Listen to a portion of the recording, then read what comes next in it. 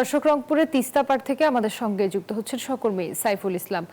সাইফুল, সকাল থেকে ৪৮ ঘন্টার কর্মসূচি চলছে, এখনকার অবস্থা জানাবেন।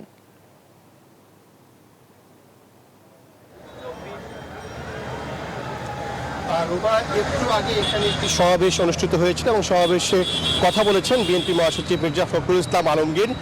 সেই সমাবেশে তিনি স্পষ্ট করে জানিয়ে দিয়েছেন আগামী দিনে বাংলাদেশের সঙ্গে ভারতের যদি সুসম্পর্ক বজায় রাখতে হয় সেই ক্ষেত্রে বাংলাদেশকে তিস্তার পানির ন্যায্য হিস্যা দিতে হবে, পাশাপাশি সীমান্ত হত্যা বন্ধ করতে হবে।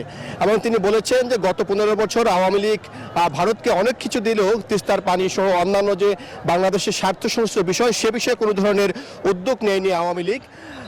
সেই জন্য তিনি বলেছেন বর্তমান যে অন্তর্বর্তী সরকার রয়েছে তারা যাতে এই তিস্তার ন্যায্য হিস্যার দাবি আদায়ের জন্য জোরালো ভূমিকা নেয়, পাশাপাশি আন্তর্জাতিক মহলকে এই বিষয়ে অবহিত করে সেটি তিনি দাবি জানিয়েছেন।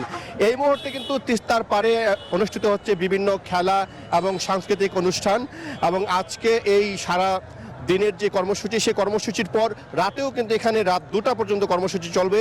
সেখানে ভাওয়াইয়া গান, পালা গান, জারি গান অনুষ্ঠিত হবে এবং প্রত্যেকটি কর্মসূচির মাধ্যমে এই তিস্তা পাড়ের যে মানুষের দুঃখ দুর্দশা সেই বিষয়গুলো ফুটিয়ে তোলা হবে।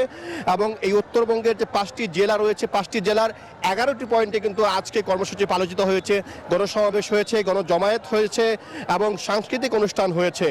এই মুহূর্তে এই তিস্তার পাড়ে কিন্তু হাজার হাজার নারী পুরুষ তারা অংশ নিয়ে তাদের যে দাবি সেই দাবির বিষয়ে তাদের কিন্তু জোরালো পদক্ষেপ, জোরালো অবস্থান তারা জানান দিচ্ছেন।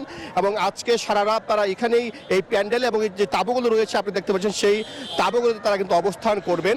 এবং আমি যারা এখানে সাধারণ মানুষ আজকে অংশ নিয়েছে তাদের সাথে কথা বলেছি। সাধারণ মানুষ বলছে আসলে এটাদের বাঁচা মরার লড়াই এবং তাদের অস্তিত্বের প্রশ্ন, কারণ তিস্তা নদীর পানির সাথেই কিন্তু তাদের জীবন জীবিকা এবং তাদের ভাগ্য জড়িয়ে আছে। তারা বলছেন ভারত যে আগ্রাসীভাবে যে পানির ন্যায্য হিস্যা থেকে বাংলাদেশকে বঞ্চিত করছে সে কারণে এই তিস্তা পাড়ের 5টি জেলার কিন্তু লাখো লাখো মানুষ তারা বঞ্চিত হচ্ছে, তাদের ফসলের জমি নষ্ট হচ্ছে এবং বর্ষা মৌসুমে কিন্তু এখানে বন্যায় কিন্তু তারা ক্ষতিগ্রস্ত হচ্ছেন।